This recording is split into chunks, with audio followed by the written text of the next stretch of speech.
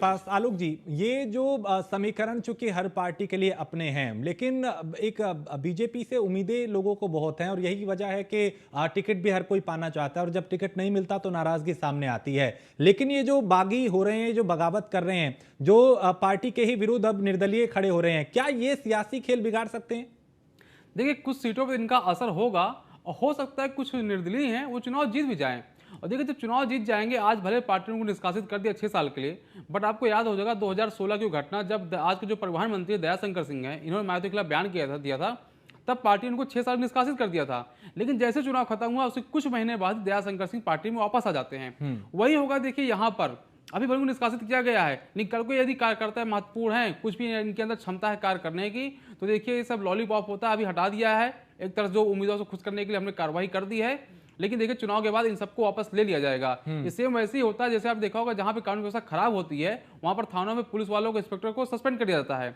15 से 20 दिन बाद वो बहाल हो जाते हैं, लेकिन जब बहाल होते हैं तो उसकी खबर नहीं बनती है। वैसे आज निष्कासित किया गया, इसकी खबर बन गई है, कल जब पार्टी को अंदर ले लेगी उसकी खबर नहीं बनेगी। तो मुझे लगता है इसे पार्टी खाना पूर्ति करती है, बट चूंकि वो बागी हुए हैं, जाहिर सी बात है पार्टी को कुछ ना कुछ वोटों का डेंट तो लगाएंगे, ये 100% श्योर है। पार्टी ने जो कार्रवाई की है वो पार्टी करना चाहिए था और पार्टी ने कर दी है, बट मुझे लगता है कि इसका बहुत ज्यादा व्यापक असर तो नहीं होगा। जहां पर पार्टी बहुत मजबूत स्थिति में वहां पर चुनाव जीत जाएंगे, और जहां पर जो बागी है, हमेशा देखिए कुछ ना कुछ बागी चुनाव जीतते रहे हैं। इस नगर निकाय चुनाव में भी कुछ ना कुछ बागी चुनाव जीतेंगे, कुछ नुकसान भी होगा, ये सच है। लेकिन हाँ, भाजपा अभी मुझे लगता है कि मजबूत है, भाजपा नगर निकाय चुनाव जीत सकती है, ऐसा मुझे लगता है। योगेश जी भी हमारे साथ जुड़ चुके हैं, समाजवादी पार्टी का पक्ष रखेंगे। योगेश जी, ऐसा नहीं है कि बगावत सिर्फ बीजेपी में हो रही है, बगावत समाजवादी पार्टी में भी हो रही है। क्या ये जो बागी हो रहे हैं, जो पार्टी के ही नेता पार्टी के खिलाफ हो जाते हैं, ये आप लोगों के लिए मुश्किल पैदा करेंगे? क्योंकि हम देख रहे हैं बीजेपी में बड़े स्तर पर बगावत हो रही है, शायद वहां ज्यादा उम्मीदें हैं, लेकिन बगावत सपा में भी हो रही है। आदरणीय राकेश जी, देखिए, चुनाव नगर निकाय का स्थानीय स्तर का चुनाव है। लोग 5-5 साल मेहनत करते हैं। ठीक है, टिकट तो सबको नहीं मिल सकता। हमारे यहाँ जा रही थी, और मान मनोबल के दौर जैसे भाजपा कर रही है कि हम कर रहे हैं, हम लोग भी करते हैं। और भाजपा कहीं न कहीं, जो अभी आलोक भाई कह रहे थे, मैं उससे सहमत हूँ कि पिछले जिला पंचायत के चुनाव में भी देखिए, जो लोग बगावती थे, 6-6 साल के लिए सबको निष्कासित किया और अगले 2-2, 3-3 महीने बाद सबको फिर से पार्टी में कमबैक करा लिया।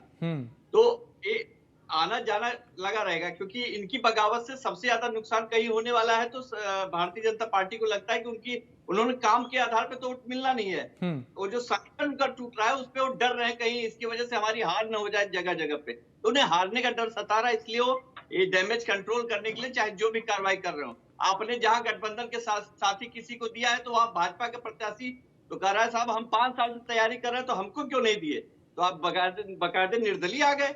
लोगों का सपोर्ट जा रहा है वहां पे, स्थानीय स्तर पे हो रहा है, वहां पे जो गठबंधन हो चाहे जहां हो, तो हर जगह कई समीकरण काम कर रहे हैं। जमीन पे बहुत समीकरण काम कर रहे हैं। समाजवादी हो, भाजपाई हो, बसपाई हो, सुहेलदेव भाजपा समाज पार्टी हो, चाहे जो भी दल हो, कांग्रेस हो, बगावती भी है, पार्टी वाले भी हैं। इस बार तो मिली जुली और खूब जीतेगा वही जो काम पे आएगा। और जो ये कह रहे थे भाजपा की बढ़त, अगर जनता मुद्दों पे गई तो भाजपा की बढ़त इसलिए नहीं बनेगी क्योंकि जनता, योगी जी कहते हैं triple engine, triple engine, triple engine. मैं कहता हूँ 5 साल से तो ये ट्रिपल इंजन आपके इंजन में ही जुड़ा हुआ था ना, कि भूले हुए थे आप। फिर क्यों आप इन बजबजाती नालियां दिए, आप फिर क्यों सीवर की समस्या दिए, फिर क्यों आपके यहाँ इतने बड़े बड़े गंदगी के अंबार लग रहे हैं? क्यों लग रहे हैं भैया? ये आपकी नाकामी रही। योगी आदित्यनाथ जी अगर ऐसे ट्रिपल इंजन मानते हैं, तो ये यहाँ फेल्योर प्रथम इंजन, द्वितीय इंजन का भी है। और इस पे अगर जनता जाएगी तो जनता इस बार सबक सिखाएगी। मनीष, हम ये देख रहे हैं कि पिछले कई दिनों से चाहे ब्रजेश पाठक हो या तमाम दूसरे बीजेपी के दिग्गज दूसरे दलों के नेताओं को पार्टी में शामिल कर रहे हैं, यानी बीजेपी का जो कार्रवाई वो तो बढ़ रहा है, लेकिन क्या इसी के चलते जो पुराना कार्यकर्ता है, जो नेता है पार्टी का, उसकी अवहेलना, उसकी अनदेखी की जा रही है और उसकी नाराजगी सामने आ रही है? क्योंकि बीजेपी को अनुशासित पार्टी कहा जाता है, लेकिन इस बार निकाय चुनाव में कई इस तरह की खबरें आ रही हैं जो ये बता रही हैं कि पार्टी के कार्यकर्ता भी अनुशासन में अब नहीं है। देखिए, ये कहना, अगर आप बात करेंगे भारतीय जनता पार्टी की, तो निश्चित तौर पे, क्योंकि मैं कई सालों से मैं देख रहा हूं और बीजेपी की कवर भी कर रहा हूं, तो अनुशासन की बात करेंगे तो वहां पे अगर आप अनुशासन की बात करेंगे तो कार्यकर्ता अनुशासित होते हैं अपने नेता के सामने। आपने जहां उनके नेता होंगे वहां पे अनुशासित होते हैं और जो गाइडलाइंस होती है पार्टी की उसको जरूर फॉलो करते हैं। उसके आप एथिक्स चाहते हैं तो उसको आपको साफ तौर पे आपको बाहर का रास्ता दिखाया जाता है। हमेशा ये तमाम राजनीतिक पार्टी भी, हमारे जो समाजवादी पार्टी के मित्र हैं योगेश जी, वो भी ये पूरी बात बताते हैं। वो भली भांति जानते होंगे किस तरीके से जो डेंट होता है, जो अगर आप निष्कासित करते हैं या किसी को बाहर का रास्ता दिखाते हैं तो उसकी जो डेंट होती है, जो अवहेलना होती है, इसका दंश, क्योंकि समाजवादी पार्टी ने ज्यादा झेला है 2016-17, उसके बाद 22 में भारतीय समाजवादी पार्टी जो दंश झेला था शिवपाल यादव को बाहर करने के बाद, वो कहीं ना कहीं वो जानते होंगे किस तरीके से होता है कि चाहे वो बड़ा नेता हो चाहे छोटा नेता हो, सबकी अहमियत होती है एक चुनाव में। निकाय चुनाव है जिस तरह में हमारे अभी पॉलिटिकल एक्सपर्ट बैठे थे, उन्होंने बताया था कि जरूर इसका इम्पैक्ट पड़ेगा, बहुत ज्यादा इम्पैक्ट नहीं पड़ने वाला है। क्योंकि विपक्ष की बात अगर राजेश हम करेंगे, और क्योंकि आप देखेंगे तो आपको कहीं जमीनी उस पर आपको कहीं जो विपक्ष है वो उसके कहीं बड़े नेता आपको दिखाई नहीं देते। समाजवादी पार्टी में अखिलेश यादव हैं पर बहुत ज्यादा रैलियां, या शिवपाल यादव हैं कहीं जनसभाएं करते हुए नहीं नजर आ रहे,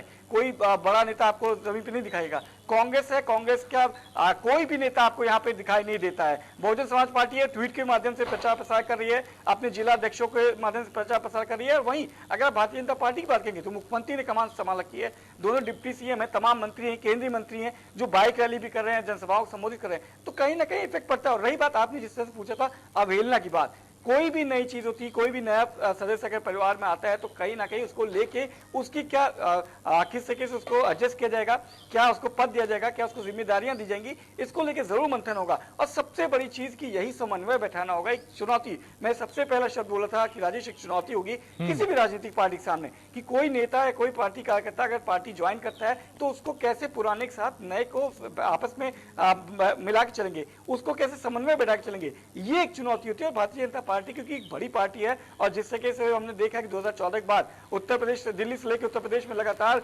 2-2 बार रिपीट किए, तो कहीं ना कहीं अपने कार्यकर्ताओं को कैसे समन्वय बैठाना है, उसके लिए कहीं ना कहीं एक रणनीति के तहत काम करती नजर आती भारतीय जनता पार्टी। और आगे चुनाव में भी क्योंकि कोई रिस्क नहीं लेना चाहता, चाहे बीजेपी हो, चाहे समाजवादी पार्टी हो, चाहे कांग्रेस हो, चाहे बसपा हो। 2024 के इलेक्शन के लिए 1 साल का ही समय बचा है। राजेश आप देखेंगे तो 300-350 दिन बचे हुए हैं अगर आपके पास, तो ऐसे में आप कोई भी डेंट नहीं लेना चाहेंगे कि जिससे आप 2024 जो कि बड़ा चुनाव है उसमें आप दंश झेले किसी भी तरीके का। तो इसलिए समन्वय बनाने की चुनौती जरूर रहेगी।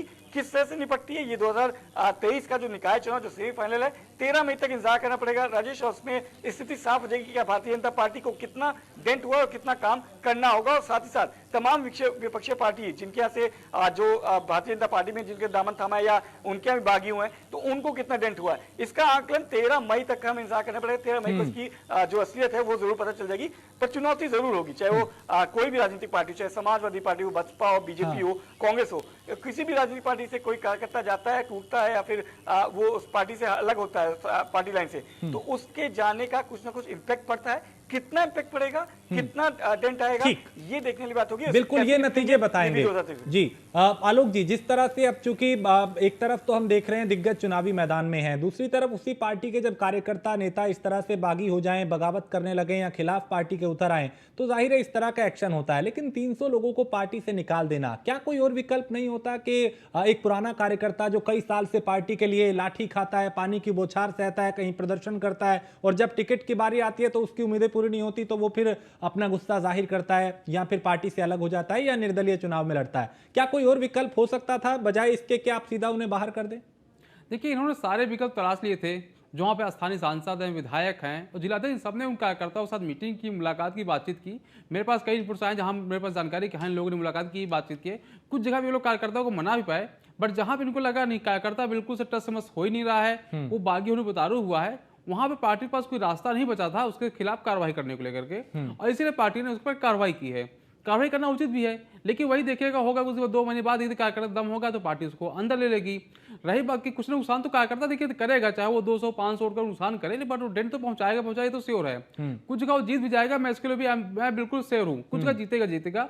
लेकिन हाँ, भाजपा का बहुत मजबूत संगठन तंत्र है, जिला अध्यक्ष हुआ, सांसद हुए, विधायक हुए, मंडल हुए, बूथ अध्यक्ष हुए, सब लोग लगातार जमीन पे काम कर रहे हैं। दूसरा देखिए, जब जो वहाँ के लोग हैं वो लोग क्या सोचते हैं, यदि स्टेट में सरकार अपनी रहेगी, अगर केंद्र की सरकार है तो उसका लाभ नीचे तक मिल जाता है, तो लोग आजकल कुछ इस तरह से सोच के वोट देने लगे हैं। तो स्टेट में जो कि भाजपा सरकार है उसका भी भाजपा कहीं ना कहीं एडवांटेज ले लेगी, ये वह सच्चाई है। लोग हो सकता है भाजपा तरफ, इसलिए कुछ लोग जो क्या बोलते हैं फ्लोटिंग वोटर होता है, वो कुछ भाजपा की तरफ ऑटोमेटिक कर जाएगा, इसका फायदा जरूर भाजपा को मिल जाएगा।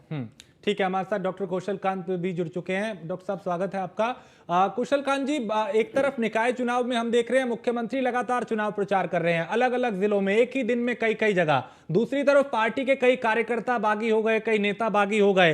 ये और आज करीब 300 लोगों को आपने पार्टी से बाहर का रास्ता भी दिखा दिया। क्या यही बागी पार्टी का खेल बिगाड़ सकते हैं, सियासी समीकरण बिगाड़ सकते हैं? मुझे तो नहीं लगता है, क्योंकि जो चुनाव होता है वो किसी बागी के हिसाब से नहीं चलता, जनता की सोच और जनता के विजन पे चलता है। जनता को जिसमें भरोसा होता है उसके ऊपर चलता है। भारतीय जनता पार्टी कोई छत्रप वाली एक परिवार की या एक आदमी की पार्टी तो है नहीं कि अगर उस परिवार का कोई भी आदमी छोड़ के चला गया तो उससे पार्टी की छवि खराब होगी।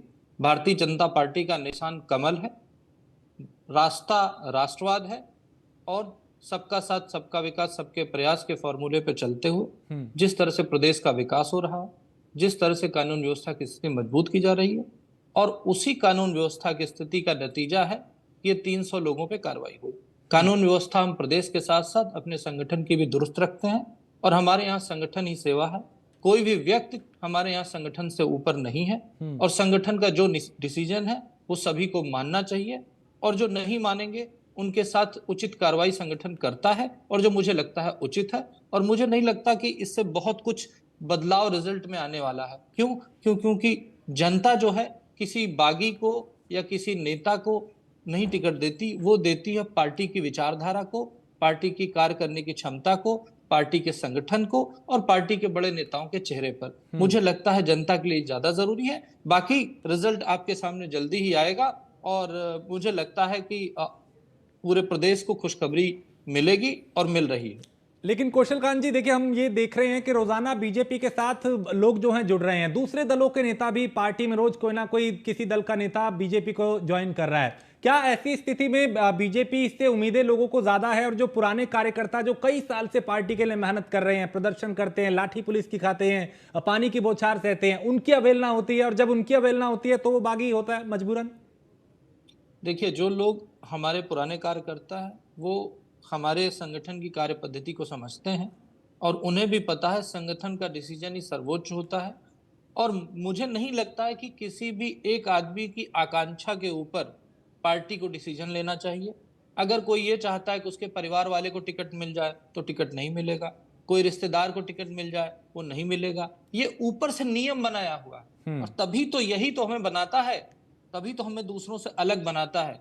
तभी तो हम कहते हैं कि भारतीय जनता पार्टी दूसरों से अलग पार्टी है जिसमें किसी तरह के काम ही सबसे ऊपर है। अगर आप अच्छा काम कर रहे हैं तो आपको सम्मान मिलेगा, अगर आपके काम में कमी है तो आपके टिकट पे बदलाव होगा। बहुत सारी बार आप लोगों ने परिचर्चा की है कि आप टिकट बदल देते हैं, लोगों को बदल के दूसरों को टिकट देते हैं। वो क्यों किया जाता है?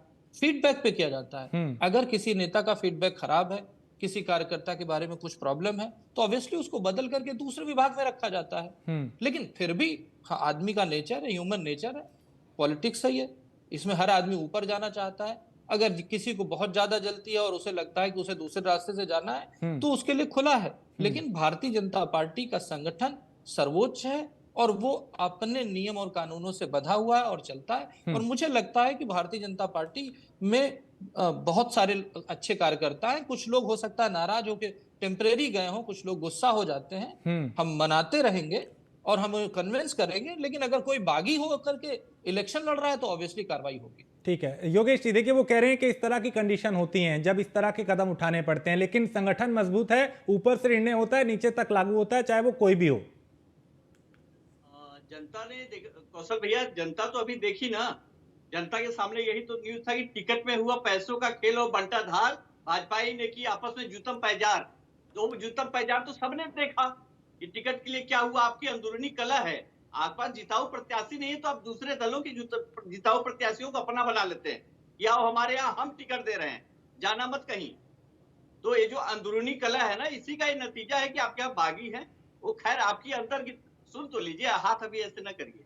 आपके यहाँ अंदरूनी कला है, आपके पास विकास की बोलने के लिए क्या है बता दीजिए। योगी आदित्यनाथ जी हो, आप हम पहले इंजन की बात करते हैं, आदरणीय मोदी जी की बात करते हैं। गोरखपुर हो, बनारस हो, आपका गढ़ है ना, गोरखपुर आपका गढ़ है, बनारस प्रधानमंत्री माननीय प्रधानमंत्री का गढ़ है। क्या दिया आपने उसको? 5 साल 10 साल में क्या दिया आपने? एकदम उसी स्थिति में छोड़ दिया। आप कह रहे हैं अब जिताओगे तो अब कर देंगे। अब जिताओगे मीन्स की अब इतने साल हमने कुछ नहीं किया, आप जिताओ, मेरे पैरों में घुंघरू बंधा दे तो फिर मेरी चाल देख निकले। कौशल कांत इतने जी, साल आप कर रहे थे, आपको जिताएंगे तो आप काम करेंगे। आपने ठीक। जो है वहाँ सारा चीज डामाडोल कर दिया, नगर निगम में भ्रष्टाचार बढ़ा बिल्कुल। दिया, सीवर लाइन साफ नहीं कर पाया, पानी पीने का स्वच्छ नहीं कर पाया, आप वहाँ कुछ नहीं कर पाया, आप नकारे रह गए ठीक। बनारस। और इस बार जनता ने कहा है कि बनारस हो चाहे जहाँ हो, सारे नगर निगमों से भाजपा का सत्ता से सफाया कर ठीक देना है कौशल कांत जी। ठीक। समाजवादी पार्टी योगेश जी ने कहा कि मेरे पैरों में घुंघरू बंधा दे तो फिर मेरी चाल देख ले। समाजवादी पार्टी के पैरों में घुंघरू बांधा था, उसकी चाल आज तक जनता ने भूली नहीं है। जिस तरीके से गुंडावाद, जिस तरीके से तुष्टीकरण की राजनीति चली थी, जिस तरह से हमारी फैक्टर चल रहा था, जिस तरह से हर प्रदेश, हर शहर में वन डिस्ट्रिक्ट वन गुंडे का राज चल रहा था, वन डिस्ट्रिक्ट वन माफिया का राज चल रहा था। आज जिस तरीके से वन डिस्ट्रिक्ट वन प्रोडक्ट की बात हो रही, one district one medical college की बात हो रही है, one district one nursing college की बात हो रही है, गरीबों के लिए 15 करोड़ की जनता को अनाज मिल रहा है, 15 करोड़ लोगों को घर मिल रहा है, शौचालय मिल रहा है, नल से जल मिल रहा है, बिजली का कनेक्शन मिल रहा है, गैस का कनेक्शन मिल रहा है, मुफ्त में बीमा 5 लाख का दिया जा रहा है, लोगों को किसी भी प्राइवेट हॉस्पिटल में जाकर के इलाज कराने की सुविधा दी जा रही। कोविड के समय में इतना बड़ा महामारी हुई, पूरा विश्व घुटनों पे आ गया, सब लोगों को 225 करोड़ लोगों से ज्यादा लोगों को वैक्सीन दी गई, और ये लोग कहते थे कि ये बीजेपी की वैक्सीन है। तो इनके घुंघरू की चाल देख करके ही तो जनता चूज कर रही है हमें। इन्होंने इस तरीके से गुंडागर्दी मचाई थी और जैसा किया था। और अगर समाजवादी पार्टी को बहुत कष्ट है, अरे भाई आप अपने कार्यकर्ताओं को रोक के रखिए ना। आपके कार्यकर्ता और किसी भी, हम तो राजनीतिक दल है, हम तो दोनों हाथे फैला करके सबका इंतजार कर रहे हैं, जो आना चाहे आ जाए। इनके अखिलेश यादव भी आना चाहे तो हम उनको भी समाहित कर लेंगे, लेकिन उन्हें भारतीय जनता पार्टी के संगठन की नीतियों को फॉलो करना पड़ेगा। ठीक है, आखिरी कमेंट आलोक जी आपका, कितना प्रभावित बागी इस चुनाव को कर सकते हैं? 5% तो करेंगे, 100% करेंगे, 5% करेंगे। और यही बात जो आरोप लग रहे हैं कि परिवारवाद के जो है, देखिए भाजपा यूपी जो 5 सांसद हैं, उनके बेटे इसमें विधायक और मंत्री भी हैं। उसमें राजनाथ सिंह के बेटे हैं, अग्रवाल जी बेटे नितिन अग्रवाल हो गए, राजवीर सिंह के बेटे संदीप सिंह हो गए, कौशल किशोर की पत्नी जो वो सांसद हैं, और बिप्सल सराज सिंह जिनके पे आरोप लगे हुए उनके बेटे भी इसमें विधायक हैं। तो परिवारवाद तो हर जगह होता है। रही बात निकाय चुनाव की, एक मिनट, कुछ असर तो होगा जो बागी हुए हैं वो कुछ तो भाजपा को नुकसान करेंगे, 100% श्योर है। आलोक जी, मैं जवाब देना चाहूंगा। जो परिवार आप बात कह रहे हैं, परिवारवाद तब होता है जब पूरी पार्टी एक परिवार चलाता है। और अगर कोई अपने कार्य क्षमता से सिलेक्ट होकर के अपनी मेरिट पे आ रहा है तो उसको परिवारवाद का नाम नहीं दे सकते। ठीक है, चलिए, हम दुनिया की सबसे बड़ी पार्टी है। बहुत शुक्रिया कौशल कांत जी, योगेश मिश्रा और मनीष आपका भी, और आलोक जी आपका भी बहुत शुक्रिया चर्चा में शामिल होने के लिए। तो निकाय चुनाव में एक तरफ तो दिग्गज मैदान में है, दूसरी तरफ पार्टी के ही जो बागी हैं वो सियासी खेल बिगाड़ सकते हैं। नतीजा क्या होगा ये आने वाली 13 तारीख को पता चलेगा, लेकिन उससे पहले सियासी घमासान उत्तर प्रदेश में जारी है। एक छोटे से ब्रेक के लिए रुकेंगे, आप बने रहिए न्यूज़ 1 इंडिया के साथ।